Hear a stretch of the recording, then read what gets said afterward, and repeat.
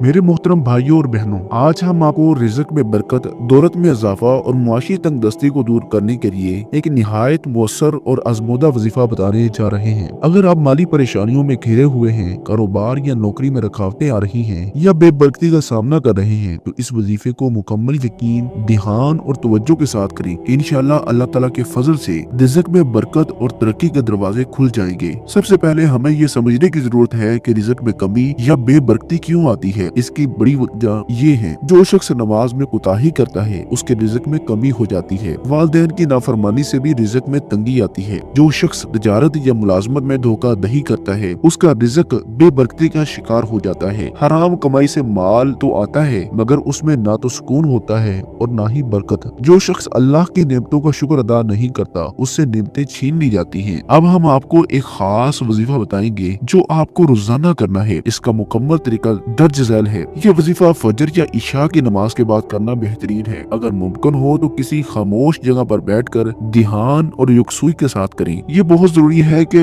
वजीफा पढ़ने से पहले वजू कर लिया जाए ताकि दिल और जुबान पाक हो। अपने दिल में नियत कर लें कि ये वजीफा अल्लाह की रजा के लिए कर रहे हैं और सिर्फ उसी से मदद मांग रहे हैं। सबसे पहले नंबर पर आपने 3 मरतबा दुरूद पाक पढ़ लेना है। दुरूद पाक आप कोई सा भी पढ़ सकते हैं। आप सल्लल्लाहु अलैहि वसल्लम पढ़ लें या आप सल्लल्लाहु अला मुहम्मद पढ़ लें या आप नमाज वाला दुरूद इब्राहिमी पढ़ लें, जो कि सबसे बेस्ट और बेहतर है। एक बार सवाब की नियत से मेरे साथ भी पढ़िएगा। अल्लाहुम्मा सल्ली अला मुहम्मद व अला आलि मुहम्मद कमा सल्लैता अला इब्राहीम व अला आलि इब्राहीम इन्नका हमीदुम मजीद। अल्लाहुम्मा बारिक अला मुहम्मद व अला आलि मुहम्मद कमा बारकता अला इब्राहीम व अला आलि इब्राहीम इन्नका हमीदुम मजीद। उसके बाद आपने एक मरतबा सूरतुल वाक़िया की तिलावत कर लेनी है। रिज़्क में बरकत के लिए हर रात सोने से पहले सूरतुल वाक़िया पढ़ना निहायत मुजर्रब है। हदीस में आया है कि जो शख्स सूरतुल वाक़िया को रोजाना पढ़ेगा वो कभी मुहताज न होगा। और उसके बाद आपने रोजाना 313 मरतबा ये अस्माए हुस्ना लाजमी तौर पर पढ़ने हैं। ये अस्माए हुस्ना कौन कौन से हैं? या वहाबू, या रज़्ज़ाकू,